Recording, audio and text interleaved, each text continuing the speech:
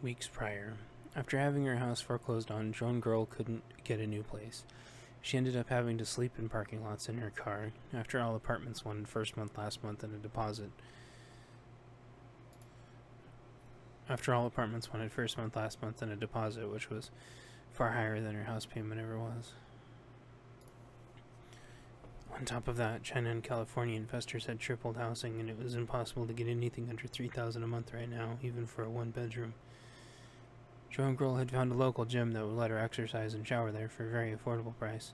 There had been a bistro next to her electronics job that gave her scraps at the end of every night to save on money. Eventually, she got clued into being able to get a food card from the state and used her work address as her home address. She opened shop in the morning and could get the mail. Through this method, she was able to eat okay again and started stocking the spare food in her car. Joan Girl would eat out of her food stores if she absolutely had to, otherwise she kept mooching off the bistro's food they would otherwise discard in the afternoon when their lunch rush ended and they were closing up. Thankfully, her car was paid off. She'd paid insurance 6 months in advance, and it made more sense to do that than throw money at the bank, who would have only absorbed it and taken the house anyway.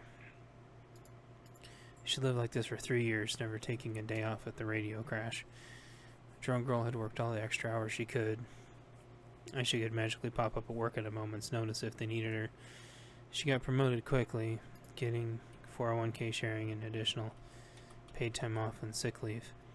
Joan Girl used none of that time trying to do her best to learn about every product in the store. They mostly kept wanting her to sell phones, though, but she ended up making a decent commission explaining and training people in the ways of electronics. Every time someone asked her to do something she didn't know, she would go to the library and learn.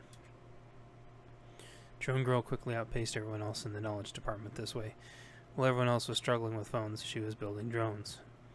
It wasn't long before she was building and selling drones out of the radio smash. Drone demand had gone way up after the FAA passed several crippling restrictions on civilian hobby drones. Joan Girl paid fair prices for all the equipment that she used, but had a little secret web store on her phone that she could sell them on with a cryptocurrency that couldn't be tracked. The cryptocurrency immediately would flip into funds that deposited into a pay-as-you-go card that took out like a 1% fee, which equated into virtually nothing. It was basically untraceable and untaxable. Taxation was theft, of course, and Joan Girl already had a brutal income tax that robbed her over a third of each paycheck.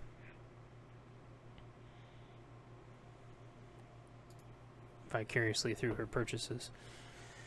To an auditor, the cryptocurrency exchanges looked like cash being transferred onto a card, which people did all the time. If someone wanted to, they could look it up to see what the transaction was and backtrack it, but it essentially took a dedicated supercomputer to look up a single transaction. Most of those resources were trying to track organized crime and international terrorists, not the occasional few $100s here and there. Joan Girl made the best drones in the area and eventually branched out on giving classes on electronics and drone piloting. Most of the drones were stock, but there were a few specialties for small businesses to keep ahead of corporate. People were coming further and further out to purchase her drones and get electronics and drone lessons. Joan Girl did have to draw the line a few times and tell them, for example, that she wouldn't put gun mounts on the drones. Although it would be easy enough for them to do it themselves, Joan Girl wasn't going to break too many laws at once. She never asked what people were going to use the drones for, though, and tried not to imagine people using them, for example, to bring contraband into prison. A few of the drones could have lifted something heavy, though. Her worst fear was people retrofitting them to drop bombs or to be used to ram into things.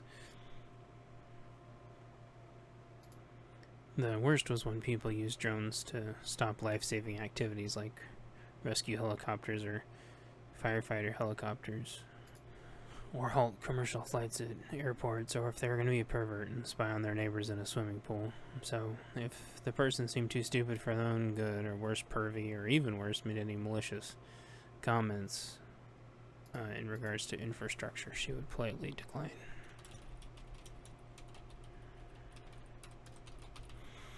No jobs like that ever came down the line that concerned her, though.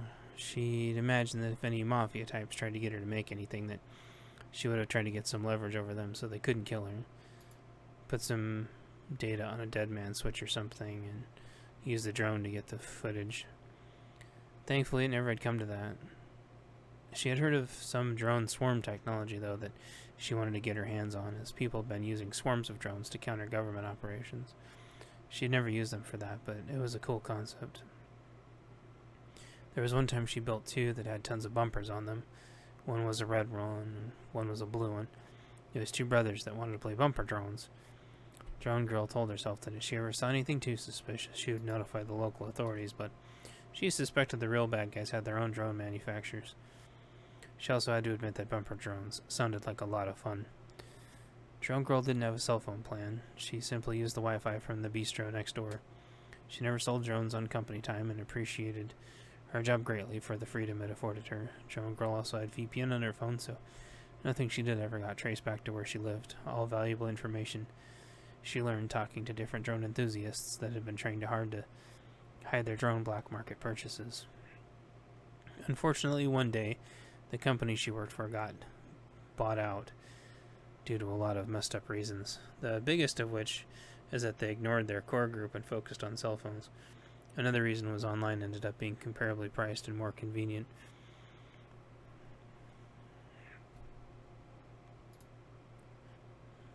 Convenient for a while anyway, until just-in-time failed and local deliveries started taking weeks instead of days, then imports started taking months instead of weeks, but anyway. Our local shop appealed to the new generation who only wanted a cord for their gadget instead of actually building electrical equipment like the old days. Also, more importantly, it was handy to have made in America for every time there was a trade dispute. Unfortunately, though, when the new company sold, the new owners kept the brand but got rid of all the brick and mortar stores.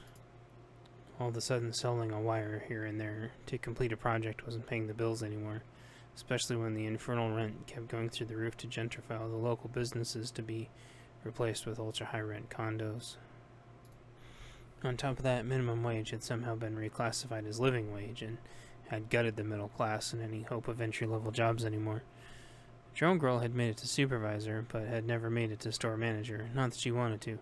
It was mostly because she refused to sell crappy, overpriced cell phones and promote their ridiculous contracts. Even as a supervisor, all she did was try to teach the newbies what everything was in the rest of the store that wasn't cell phones. That didn't bother her, though, because most people didn't come in there to buy cell phones. Most of the employees stood at the cell phone counter or register all day and didn't really do much. Drone Girl felt justified in that and had outsold everyone in the store and eventually the district by focusing on components that people actually needed. This meant she was getting a decent commission the right way, but also it helped that she was providing a better service to everyone. Unfortunately, that was the end of her being able to make drones for anyone. She still had a little freelance work she could do, and she made a few special drones for herself. Drone Girl wouldn't sell these drones unless she absolutely had to. Each was special to her and served a different purpose. They sat in the back of her car under blankets so nobody could see. The food stayed in her trunk in boxes with her tools. She racked her brain on what to do. She was high enough in the company, had been working there long enough to where she was going to get a severance, various time off back pay, and they were going to be buying out her 401k. She'd been price matching her 401k at 10% on her check, so that was a decent payout also. Drone Girl heard that a lot of others weren't that lucky. She didn't tell anyone. Drone Girl did a few last aerial jobs for a construction company, then compiled her money together. Drone Girl tried to wrap her head around how much finances she had available when her work cut her loose. Combined time off was around $700 in compensation, $360 for severance, and $15,000 in 401k. Taking full advantage of the price matching made her a small fortune in a quick amount of time. Drone Girl also checked the trade-in value of her car, and it was worth around $5,000. It was a common automobile, and thus was always in super high demand for the used market. There was one last thing that her job offered her, which was a school credit to take a single class of whatever she wanted. She thought about this and about how much money she had. Drone Girl had the best idea ever. It would work perfect for her since she was already basically knew everything about electronics and didn't need to go to school for that. What class would be helpful?